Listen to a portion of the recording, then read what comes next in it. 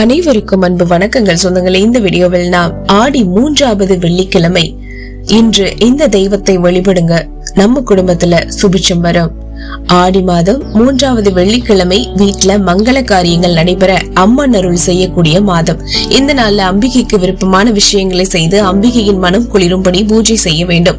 அப்படி பூஜை செய்து வீட்டிற்கு அழைத்தால் அம்மன் வீடு தேடி வருவாள் என்பது நம்பிக்கை. அதோடு நம்முடைய வீட்டில் நிரந்தரமாக தங்கியிருந்து அருளை வாரி வழங்குவாள் என்பதும் நம்பிக்கை. ஆடி 3வது வெள்ளிக்கிழமை திருவாதிரை நட்சத்திரத்துடன் வருவதால் இது சிவனுக்கும் உரிய நாள்.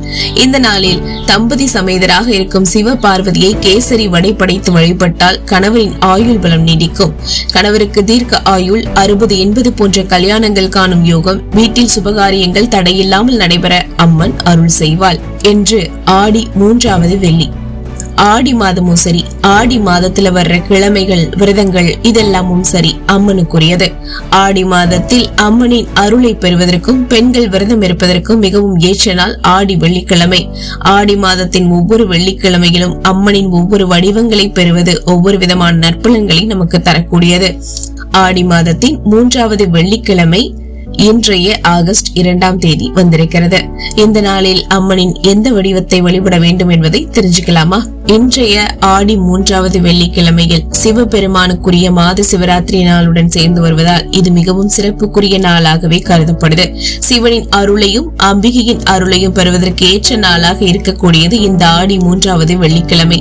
கணவன் மனைவிக்குள் பிரச்சனை, புரிதல் இல்லை, குடும்பத்தில் பிரச்சனை, குடும்பத்தில் வளர்ச்சி என்பதில்லை, வருமானம் இல்லை என்கிறவர்கள் ஆடி மாதம் 3வது வெள்ளிக்கிழமையிலும் அம்மனையும் சிவபெருமானையும் வழிபடுவதும் சிறப்பானது. இந்த ஆடி 3வது வெள்ளியில் செய்ய வேண்டிய வழிபாடு: இன்று மாலை வீட்டில் சிவனின் உருவம் அல்லது அம்பிகையின் உருவ விக்கிரகங்கள் இருந்தால் அவற்றிற்கு பால், பன்னீர், சந்தனம் போன்ற பொருட்களால் அபிஷேகம் செய்யலாம்.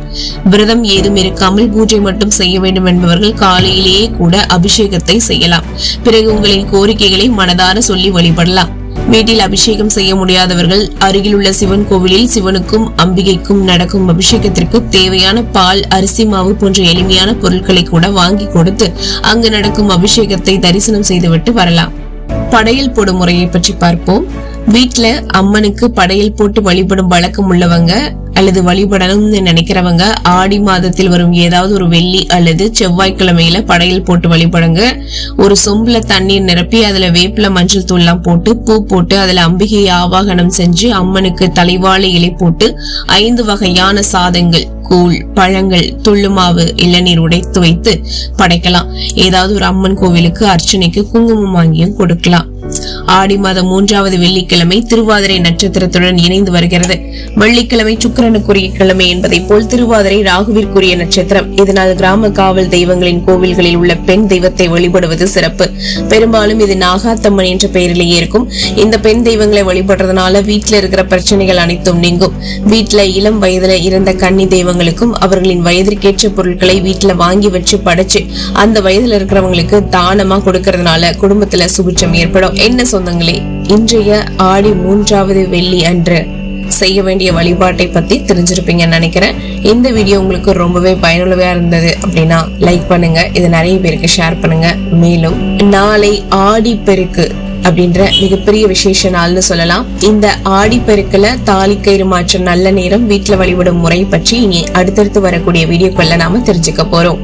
இந்த மாதிரி ஆன்மீக தகவல்களுக்கு நீங்க பண்ண வேண்டியது நம்மளுடைய சேனலை சப்ஸ்கிரைப் பண்ணி சப்போர்ட் பண்ணுங்க. மீண்டும் சந்திக்கலாம் சொந்தங்களே. சந்திப்புகள் அனைத்தும் சந்தர்ப்பமாகும் பொழுது அதுவரை நன்றி, வணக்கம்.